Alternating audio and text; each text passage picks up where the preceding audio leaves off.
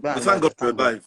Thank God. We Thank you thank so God. much. That's yeah. Thank you, I sir. was going to say that what would you call the lessons that of course you mentioned some of them, but I wanted to know if there are major lessons that you learned that came to you throughout that period that made you realize a few other things about life.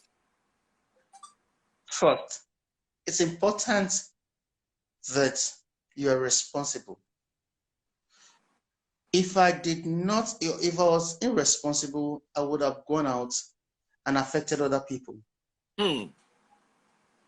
It's very important that when you have the slightest idea that you might, in fact, if you have malaria now, in fact, while I was sick, I did a lot of reading about COVID. A lot of reading about COVID. I read on the internet, people sent me things, my cousins, my brothers, my sisters sent me all sorts of things. I read a lot about COVID. If you have malaria now, you must be careful. It could be COVID. It could be COVID. And if you have an underlying illness, things like asthma, high blood pressure, diabetes, those are underlying illnesses. COVID goes through your lungs and attacks any illness you have in your body. And that is what it's going to use to bring you down. That is what COVID is going to use to bring you down. So the most important thing is to build your immune system. What you have to do, that's the advice I can give everybody right now. Okay. Build your immune system. Okay. You must build your immune system. It's important that your immune is ready for anything that comes around. Okay. And the only way you can do that is to always take vitamin C. With or without COVID, you don't need to have COVID to take vitamin C. You know, you can take 1,000 milligrams a day, it's not bad. Okay. But when I had COVID, I was taking 2,000 a day, 1,000 in the morning, 2,000 a day. 1,000. Yeah, 1,000 in the morning, 1,000 in the night, in the evening. You know, but now that I'm okay, I just take 1,000 milligrams a day. I mean, it might seem expensive, but man, those are the crosses those are the crosses we have to carry. Importantly too, nobody's going to take care of you. Sorry? Nobody is intended to take care of you. You have to get up yourself and make sure that you use the drugs rightly, regularly, and eat. Those are things that you have to do. That from my own experience. What kind of food are you supposed to eat? Any kind of food. Me, I wasn't specific, and I wasn't told to take anything special. I was just eating. I was eating normally. You know, I didn't have any special meal or anything. No, I was eating normally. And there might be a special meal. I don't know, but I didn't eat any special meals. I just ate what I ate normally. You know. Were you afraid or scared throughout the period? Did you keep? I was. One of the first things that Professor Aloga told me was that fear is what COVID relies on. Fear. Like if you create fear around yourself, then it's going to be happy and it's going to maneuver itself around your body. So I gave myself courage. I had to tell myself that, hey man, get up. You have people that love you around you, and there are people that you love. You must not allow this thing weigh you down. So I did not. I summoned up courage. I threw away fear, and it's possible for people to be scared. It's possible. That's basically it. I wasn't. I made up my mind not to be scared. I made up my mind not to be scared. And have you been able to maybe trace back how you came in contact with it? No, I've tried my best, you know. I wear, you know what? I wear my mask all the time, or most of the time. But you know how it is. I go to the. I love to go to the market myself. I like to grocery shop myself. I do my grocery myself. You know. So and I wouldn't say this was the place I think I got the COVID from. No, I can't say that, you know. But what I can say for sure is it could be something I touched, most likely. Okay. And I have a bad habit of touching my nose and all that. It's an habit. It's hard for me to stop it. They say we should not touch our nose. Like, possible. Yes. Something that is part of you from where you now you carry your hand and you block it. Right? It's not possible, you know. So a lot of times I touch my nose, I touch my body, I touch my eyes. Those are things that when you put your hand somewhere, you now touch your nose with it. Those are things that will cause COVID. You understand? Okay. So what's your message to a lot of our friends listening to you right now all over the world, and even and what would you advise that we all do? The most important thing is to build your immune system. Okay. Now, while I said to you that I read a lot while I was in. I also read that 85% of the world will have COVID. 85% of the world will have COVID, will come in contact with COVID. Now, how you treat it and how you attack it is what will save you. If you have an underlying illness, you must be more careful. I have high blood pressure. Okay. So I imagine that's how it got into me. It got me that down, you know. Okay. So if you have an underlying sickness, you must be more careful. Till today, I still take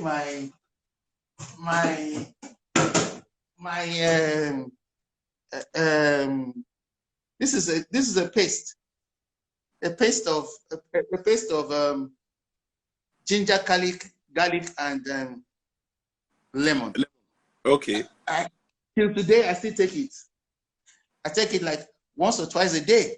I'm not saying that because I'm okay and because I'm negative now. Yeah. I will no. I still take it. I still take my vitamin C daily. Anything to boost my immune system, I take. If your immune system is boosted, COVID can never move near you. It can't, because it's going to. That's what is attacked. It attacks your immune system. So my advice to people is that build your immune system. That's all you need to do. You just need to build your immune system. Okay. Let me also quickly ask. You spoke about ginger, garlic, and lemon being done into a paste. Can one use the domestic the blender at home to just do that? And do you need to add water and all of that? How do you do it to a paste? Ginger. Now let me explain something to you. Even ginger is dangerous. You have to be careful how you use these things. Ginger is dangerous to your heart. Is what? Dangerous to your heart. Ginger. Okay. Ginger. I read all these things in the past 1 week, in the past 2 weeks. Ginger is dangerous to your heart. Too much ginger, you must eat before you take ginger. So now, if you buy a 1,000 naira worth of ginger, and you buy like 300 naira worth of garlic, scrape the bodies, clean the bodies, put it in a normal home blender. Cut it into pieces. And put it in a normal home blender. And put small boiled water in it. It doesn't have to be hot. It's just a clean water. Put small into it. Then blend. It will turn it into a paste. With that paste that you will be pouring into a cup, into a mug, add hot water and honey for taste. You know, I take natural honey to mix it, and I drink it regularly. Yeah. So that is how to make it. And now you have to put some lemon. Lemon is also very good. Lemon is very good. You can cut your lemon into it or blend it into it. Either way, it's okay. You can cut lemon and put it into every cup you make. You can do it that way. Or you blend your lemon too and put it into and pour it into the paste.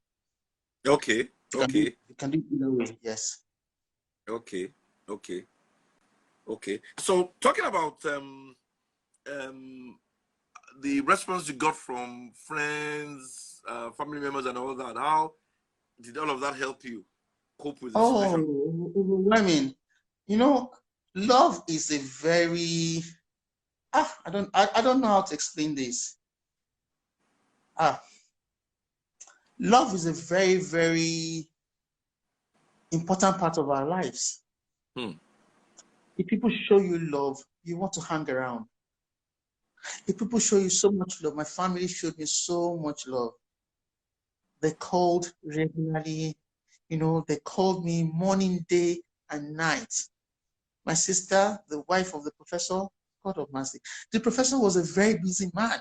I mean, he's in charge of the whole of Oyo State, traveling up and down. He calls me to find out how I feel. This is just love. It's love. And you know what? It helped me a lot. It helped me a lot. I just wanted, you know, I was just happy that people, we call ourselves, yes, families. We call ourselves once in a while, you know. My sisters and brothers that call me in the last 2 weeks, they've called me more than they've called me in the last 2 years. You understand what I'm saying? Yeah. They've called me. They know I'm alive. We have a family group. We chat once in a while. We talk. You know, then everybody's okay. But the calls I've received in the past 2 weeks from my brothers and sisters and my siblings and my children, my daughters are very young. They don't know what I have. They didn't know I have. They don't want to even hear it that I have COVID. One is 9, one is 11.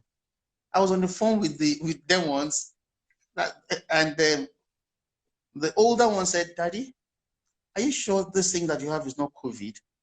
From the background, I could hear the younger one shouting, "In Jesus' name, my daddy will never have COVID. My daddy will never have COVID in Jesus' name." You know, that shows you love. That shows, for me, that is love. And I said that, "Sweetheart, I'm sick for now. That's what you need to know." You know, I didn't want to tell them anything, and I didn't want to lie to them too. I will tell them at the right time when I'm okay. When they're back, I will explain to them what I did, how I went through it, and how I feel now. But it's important that people show you love when you're really down. It keeps you up. It keeps you really, really up. And a few friends of mine too got to know, and they were also, you know, they were calling and sending me messages. You know, it showed so much love. Shows so much love. You know, I'm a very emotional person, so I think that got to me too. People showed love. Family is important. Family is important in anything you do in life. I was going to ask how your evaluation of how you think the government has handled this issue in terms of treatment, in terms of response, in terms of information made available to the citizens and all that. What's your evaluation of the whole process? I think that as a country, we're not a serious country, and as citizens too, we are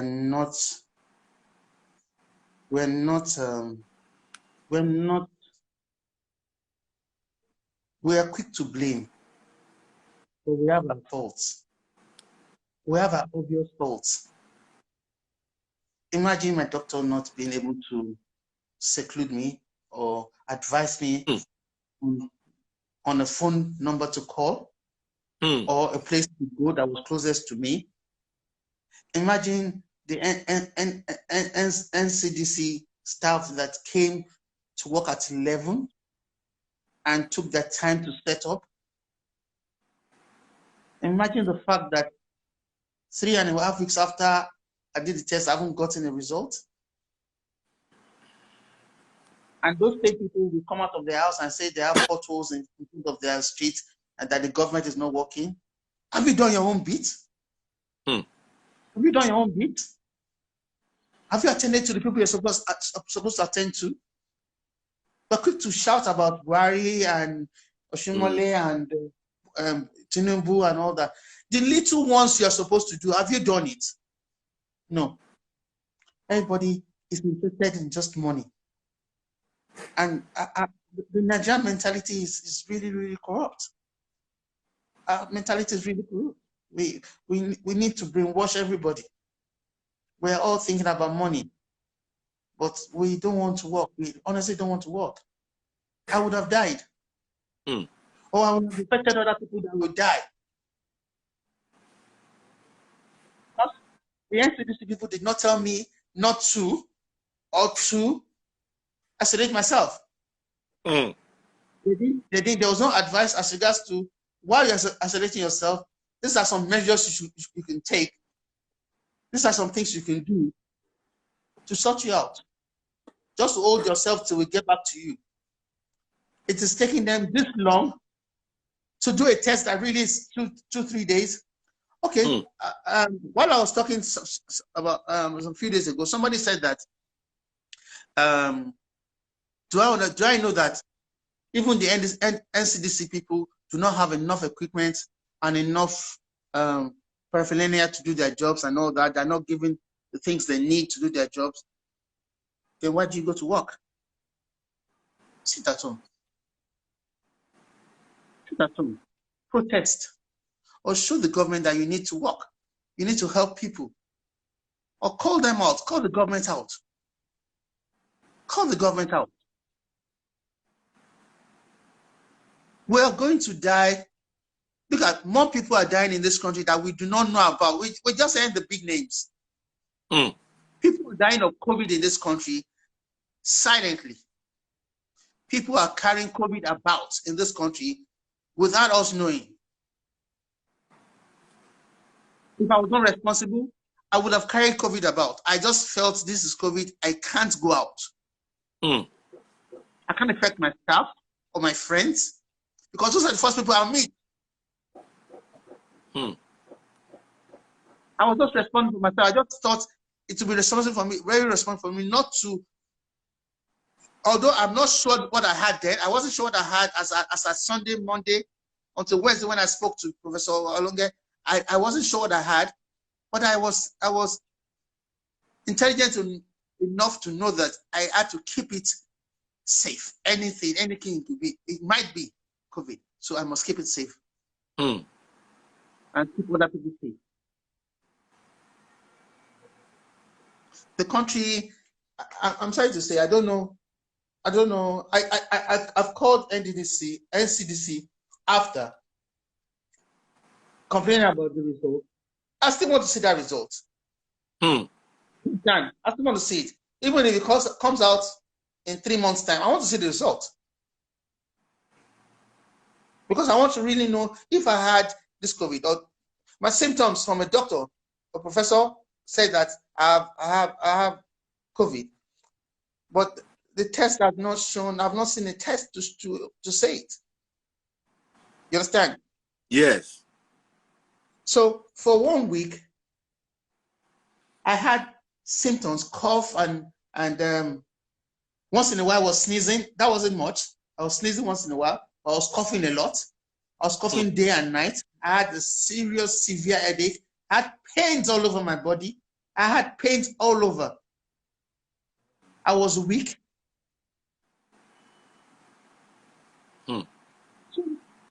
I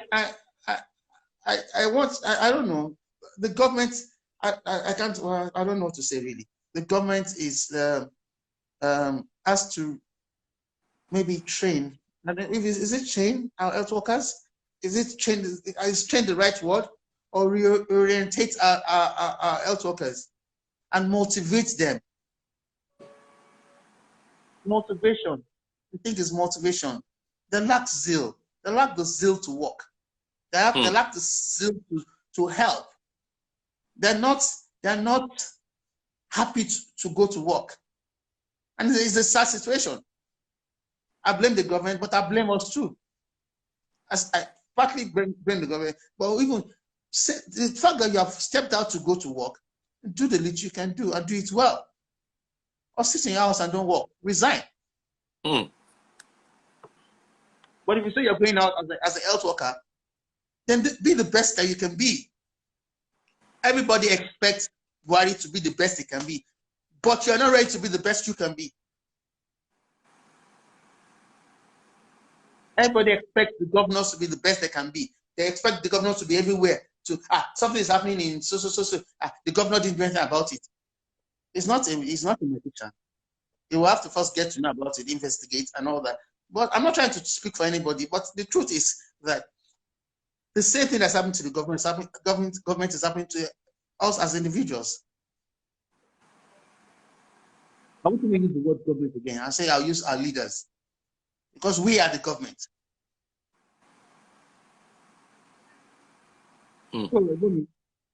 Yeah. It's a sad situation. People are dying in Nigeria of COVID, and they're not reported. They're not in the statistics. They're not in. Now, imagine that somebody that lives in a face me, I face you, enters a bus in the morning, has touched things, has touched his nose, goes back to his face me, has going to share his bathroom, go to share his convenience, go to share the kitchen with God knows how many other people. So they're not take some Ankara face mask that they haven't washed in 3 weeks, put on their face. God of mercy, people are dying. But their immune system, a lot of people, it's their immune system that is holding them up. Now, I'm going to say something else. Yeah. A cousin of mine had COVID too. Do you know that he didn't know he had COVID? He didn't know? The only way he did not know, he was energetic. He did not feel any pain. He did not have a headache. He did not feel anything at all. But his girlfriend was sick. While they were doing tests for the girlfriend, malaria tests and all that, they decided to do COVID tests for the girl. They found out she had COVID. So he submitted himself for a test too. They found out he had COVID. But he didn't feel any pain. Neither did he have a headache or anything. So there are a lot of asthmatic people walking around the street that are carrying COVID about that we don't know. We can't see. It's not until you break down that you have COVID. People are carrying COVID about. So you have to be careful who you touch. What you touch. You must wash your hand regularly. Washing your hand regularly, people think is some kind of